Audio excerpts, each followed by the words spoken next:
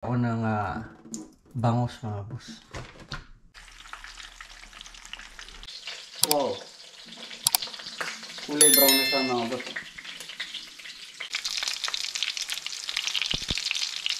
Kuluan ko lang yan.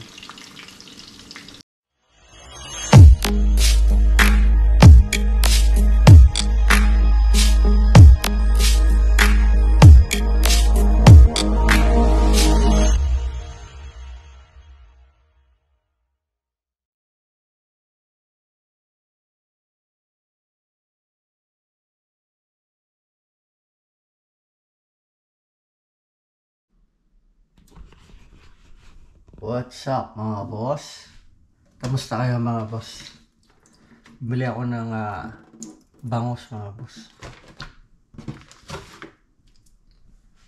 Piprito ko ngayong umaga. Ito yung baon ko sa trabaho.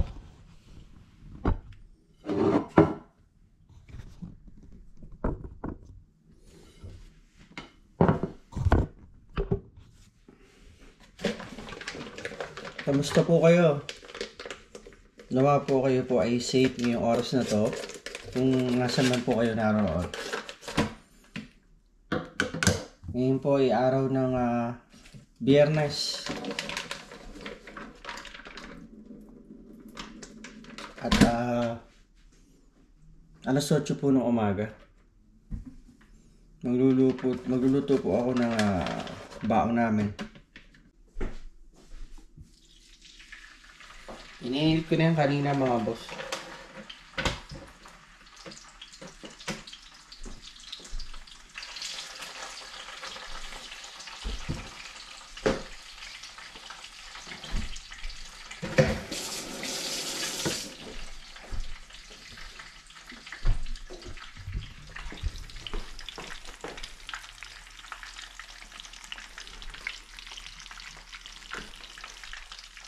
Sarap yan mga boss. Ababot sa suka at bawang. At inom tayo ng warm water. Malingamgam na tubig mga boss.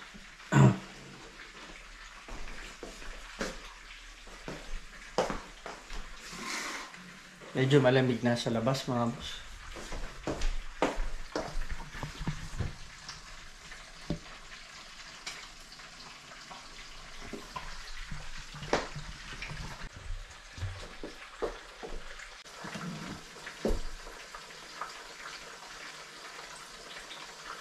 Sinex ko yung ko mga boss.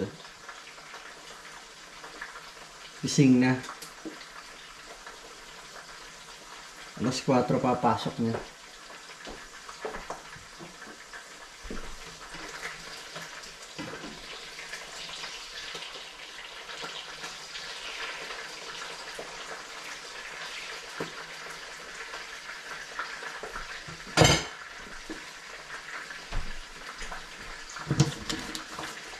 Meron pa ako sa'yo.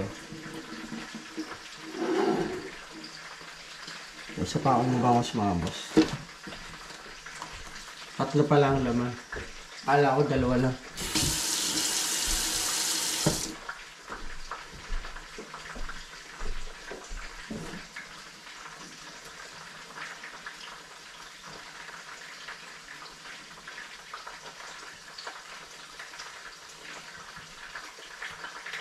Sabi ko yung magluto na ng almusal niya.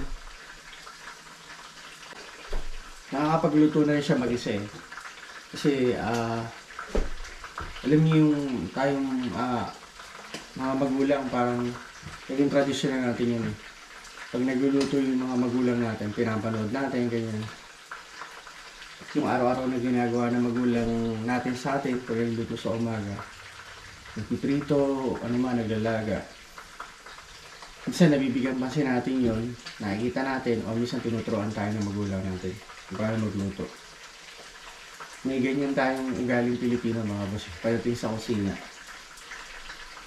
Yun, nagagawa na ng anak ko yun doon. Kasi nakikita niya sa amin dito kung paano. Hindi man namin siya natuturuan palagi magluto, pero nakikita niya kung paano kami niluluto minsan. Yung sabi niya, nakakapagluto na rin daw siya doon. Almusal niya, tanghalian. Ayaw namin sumasanay ng laging lumalabas, kumakain sa labas. Para sa akin, mas healthy pa rin yung niluluto mo sa bahay yung pagkain. Marunong naman siya maghawak din ng pera niya kung paano i-budget yung pera niya kasi matagal din niya nagtrabaho dito, nag-part-time siya. So, alam niya kung gaano kahirap kumita ng pera. Nagkakasugat siya dito. Pagod, gutom, nagtitis ang gutom. Nag-aantay ng kung ano oras yung break time niya. Kaya gano'n na lang kung paano pagpahalagahan niya yung pera ngayon. Kasi nakita niya, naranasan niya kung paano kitain yung pera. Maganda rin yung gano'n minsan sa mga anak natin, mga boss. Yung na-experience siya rin mag-trabaho kahit ilang oras para maranasan yung kung paano kitain yung pera, yung sarili niyong pera at kung paano pagpahalagahan. Kaya hindi kami nag-aalala dun sa pagpasok na doon sa school na yun, kahit malayo, kahit hindi namin siya kasama, alam namin na mabubuhay siya doon. Dahil marunong siya sa, sa gawaing bahay, mapapakain yung sarili niya, at i-budget yung pera. Masipag mag-aral yung anak ko, mga boss.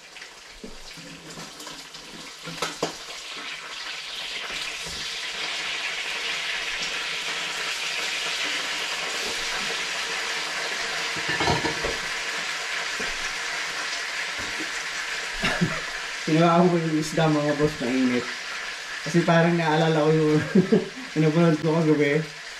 Yung sa nanonood kami ng remix ko yung street foods sa India.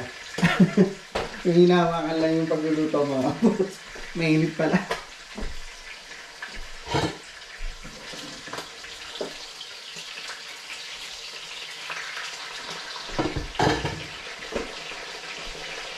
Yung mataba akong mga boss, baka ako'y tinatawanan niya na pambihira. Tapos yun yung papasok ko eh. Kasi may isang oras pa, mga boss, kaya pa to. Nakasaing na naman si Mrs. kagabi.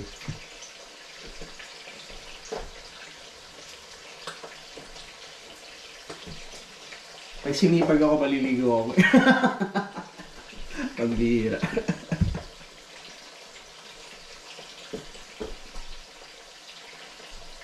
Tamad ako maligo eh. Pero nasa Pilipinas naman ako, bisan nga 2 beses pa ako maligo eh. Kaya din naman siguro kasi mainit sa atin. Pero dito, dahil sa malamig, bisan 2, 3 araw hindi ako naniligo. Palit lang ng damit. Yung sunod ko, papalitan ko lang yun. Toothbrush, punas, tulog na. Pambihira. Tignan natin ulit, mga boss. Medyo paluto na, mga boss.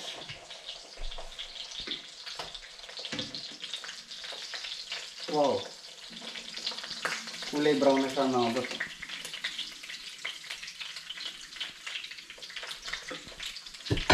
Panalo. Masarap.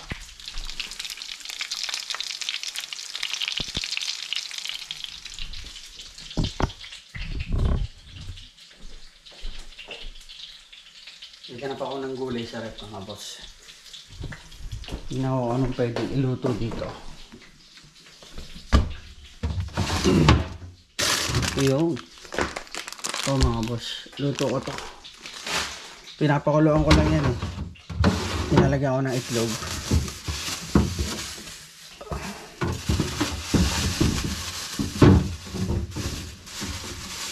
O tayo isang patatas. Wala na kaming gulay eh.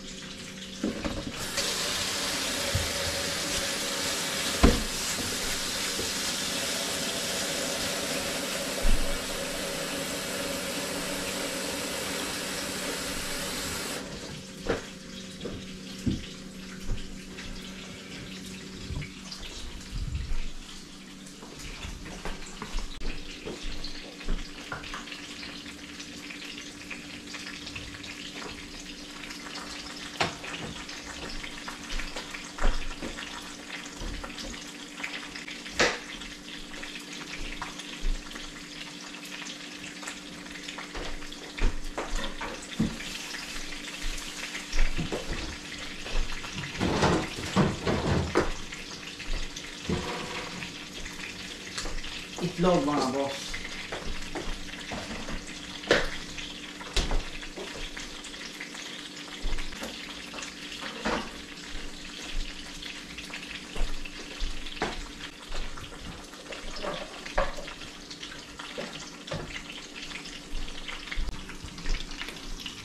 Ayan mga boss, pinakukuluan ko lang yan. Tapos ilalagyan ko ng itlog. Tapos, asin. Okay na yan mga boss.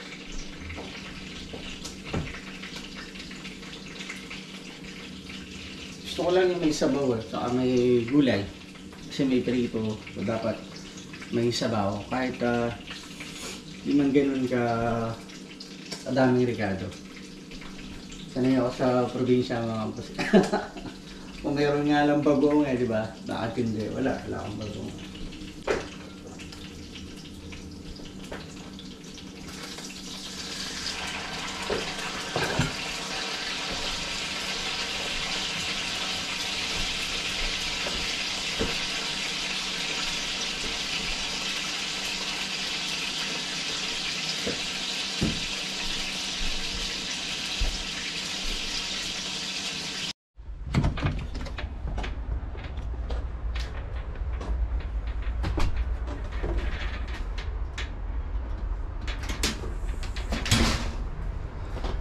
Pasok na tayo mga boss.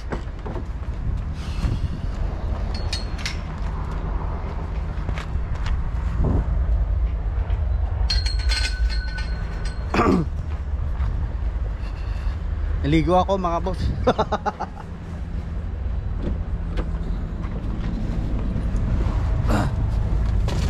Sinipag ako maligo mga boss.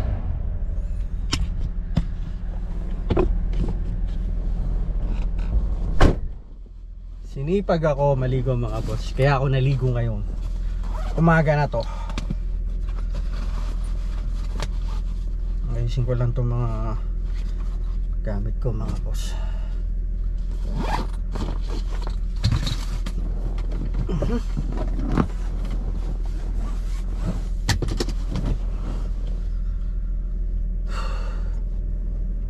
Pasok na tayo mga boss. Let's go.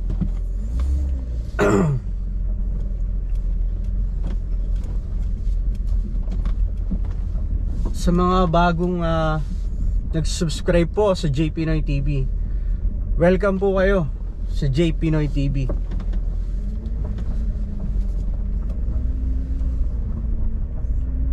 Nawa po kayo po ay mapasaya ko at makita nyo rin po ang pamumuhay namin dito, aming pamilya at ng iba nating kababayang Pilipino.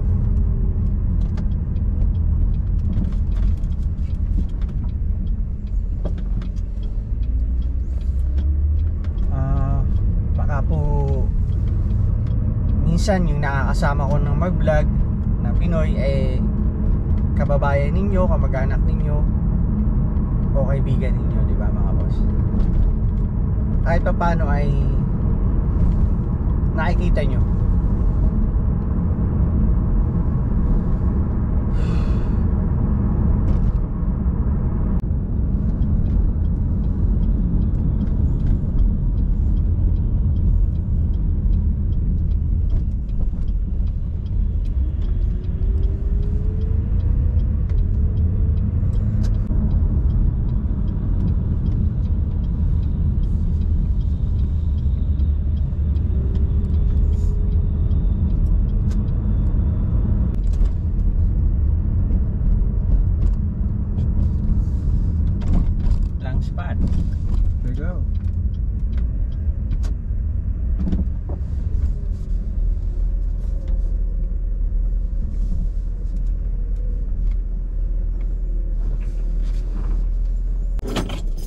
Mga boss, andito na ako sa IGA. Paano mga boss? Trabaho muna ako.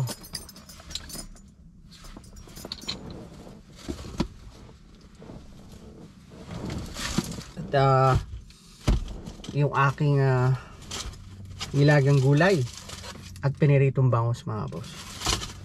Panalo. Ang bango. Kasing bango ko. Let's go mga boss. Hindi hira. Ay nako. Ay Diyos ko.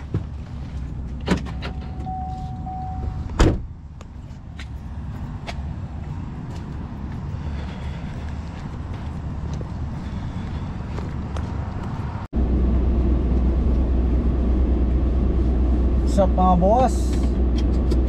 Let's go mga boss. Pasok na tayo sa 7-Eleven. Ito na ako dadaan sa likod mga boss.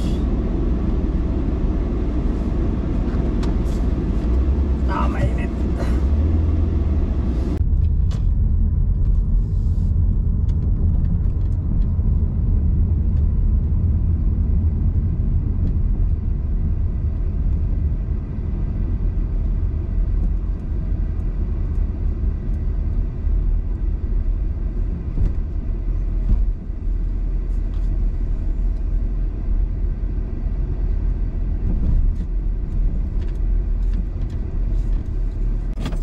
Pasok na tayo mga boss. Dito na ako 7-Eleven.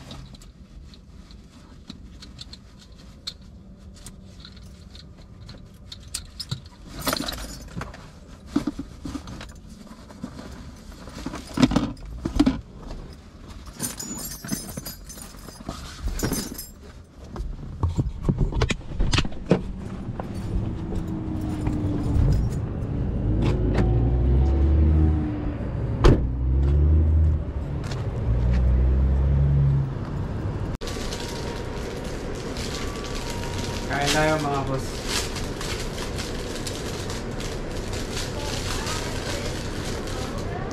Banana muffins mga boss. At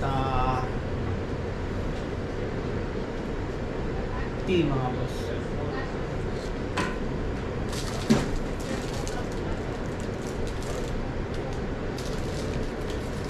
Kahapon nanood ako ng balita mga boss. Parang ilang beses na yung nangyayaring ganung napapanood ko ng balita na mga insidente ng alitan sa kalsada. Mga rider, kasi minsan naman siklista. Yung tinutukan ng baril mga boss. Kawawa no?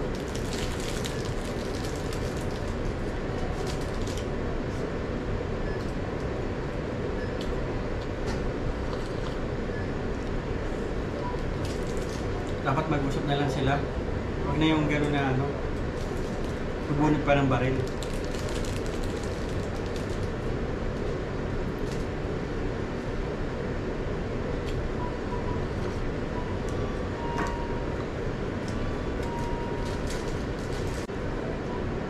Kailangan talaga mahabang pasensya pag ikaw ay driver.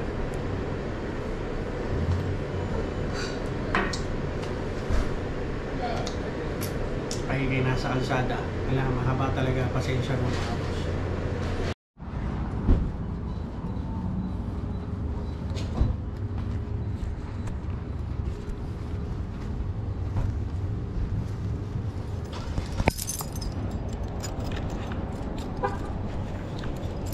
Uwi na tayo mga boss. Tapos na.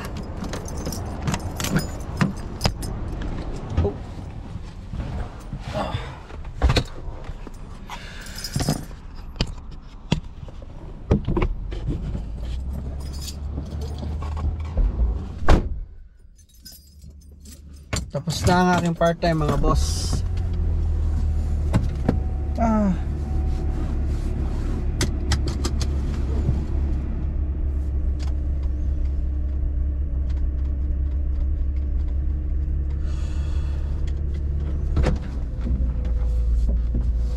Uwian na naman mga boss.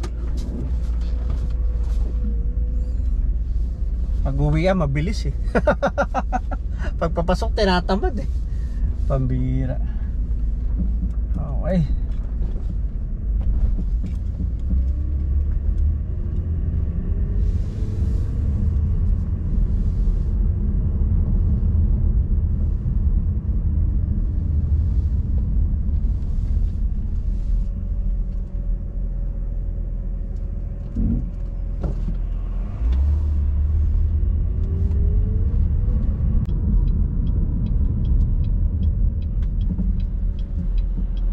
initin ang ulo mga boss sa kalsada.